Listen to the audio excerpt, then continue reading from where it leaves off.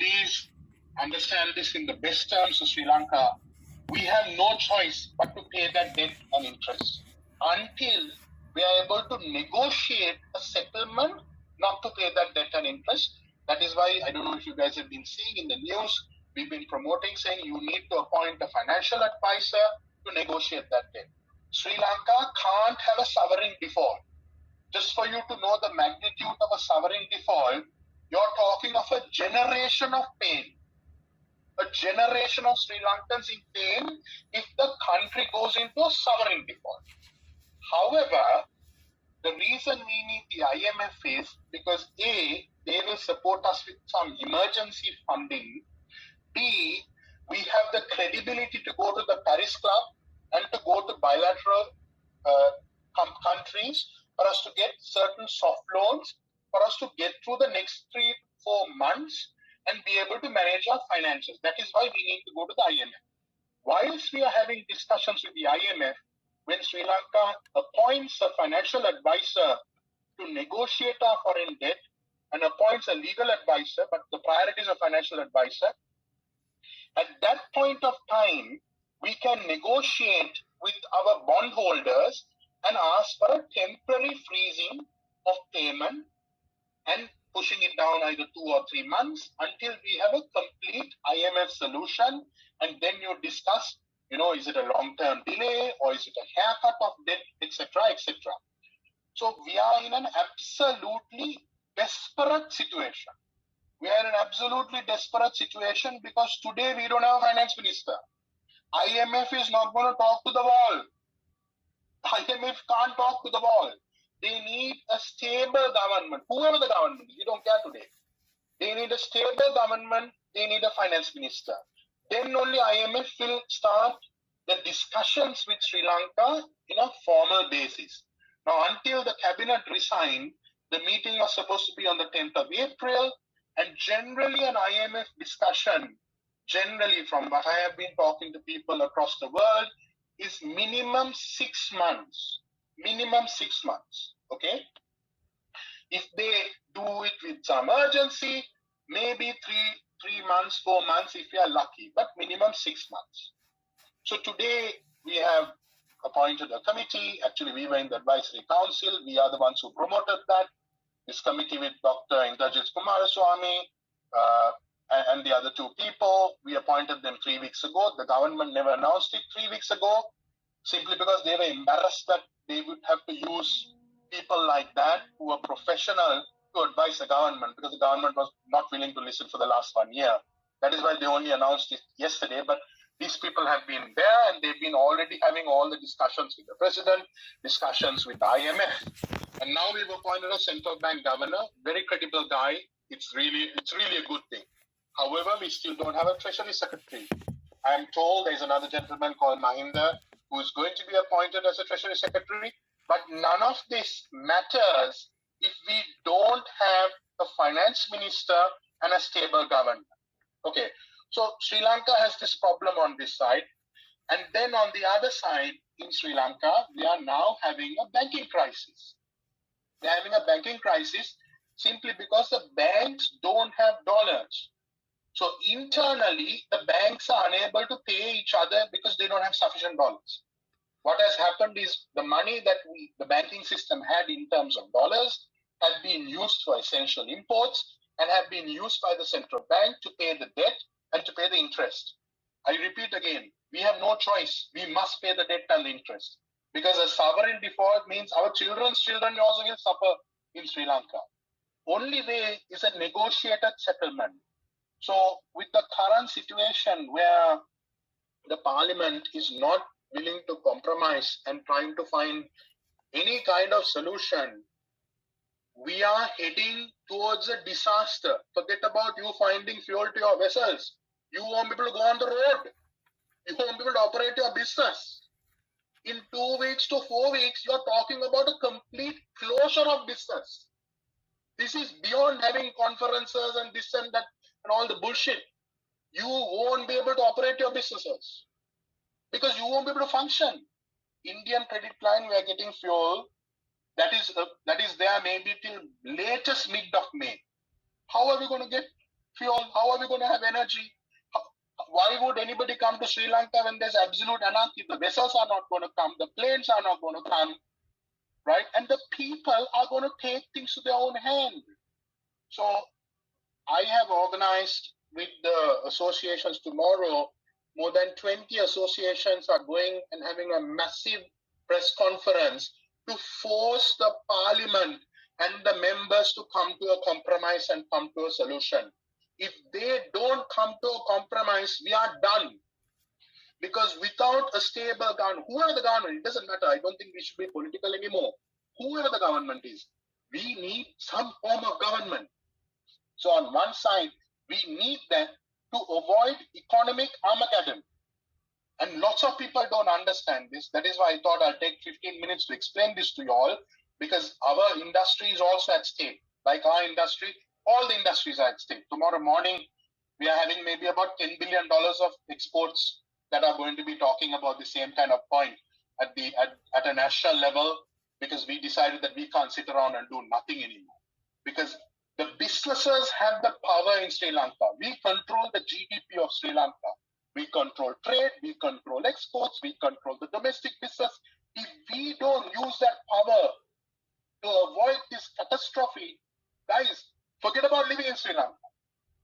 Get on a boat and leave Sri Lanka now. Simply, I'm telling you, because I have much more information than you guys. I know how bad and grave the situation is. We are talking about weeks, if not days, if not hours. That is exactly where we are. My only request to you guys, forget about all this discussion on you're trying to get fuel dollars. This ship bloody sailed 2 months ago. I was converting, like on a plane. I was on a plane on last Friday. On WhatsApp, I got $10 million converted within half an hour. When the central bank and the finance ministry called. What you guys are going to do today, forget about it. It's not worth. There is no time for any of that. But basically, all the institutions will start collapsing one by one. I'm not trying to frighten you guys. This is exactly what the situation is. So we have a issue in terms of the government finances and our obligations internationally. Then we have an issue in terms of our banking system. You just imagine what's going to happen when the banking system collapses. How are we going to do business? Where are we going to get money from? How's the money going to come to Sri Lanka? How are we going to import stuff? LCs are not going to be accepted. Forget about it. When the banking system collapses, right? We are not there as yet. We are certainly not there as yet, but we are not far away. If we don't find a political solution, we don't have an interim government, and we don't have a finance minister who's credible and who's accepted, we are going to have an economic disaster. So my advice to you guys is, we still have power and control. We still do bring $300 million into this country. Get together with all the rest of the associations. I'm working on putting the entire business community together, because different people, different associations have different ideas. I really don't give a shit anymore. I only want to make sure Sri Lanka will survive. And the business community must use the power to survive. On top of that, we must reach out to all the political leaders we know who are in government, individually even, and force them to come up with a compromise, right? And we are talking about like tomorrow. We lost Tuesday, we lost Wednesday, I believe it's Thursday now in Sri Lanka, and we lost Thursday. I'm not in Sri Lanka right now, but we need, by at least tomorrow, we need a stable government. Remember, IMF is not going to talk to the wall. You can have the best central bank governor, the best treasury secretary, but without a finance minister, without a stable government, we will not be able to do it. So the worst case scenario, which is not far away from where we are, you're talking of the rupee being 1,000 rupees. You think that might be good? It's not good. Short term, yes, but medium term to long term is not good, because it's hyperinflation. Our rupees will have no value. You have to pay people 100 times more than what you're paying today. They come and take your throat. So a gradual depreciation is good, but hyper depreciation is not good. But on the other side of inflation, we are talking about 1,000% of inflation. I spoke to, for example, last week, Ricardo Hausmann, who has been advising Sri Lanka over the last 20 years, expertise from the Kennedy School, the Kennedy Political School at the Harvard University. They have seen this in Latin America many, many times. They have seen this in Lebanon. They have seen this in so many different countries. Right now, Sri Lanka is going through that same thing. The only way we can stop this is if all of us, A, get together, and B, force these 225 people in parliament to find some compromise. Okay? So whilst doing that, then the third problem is a social situation, right?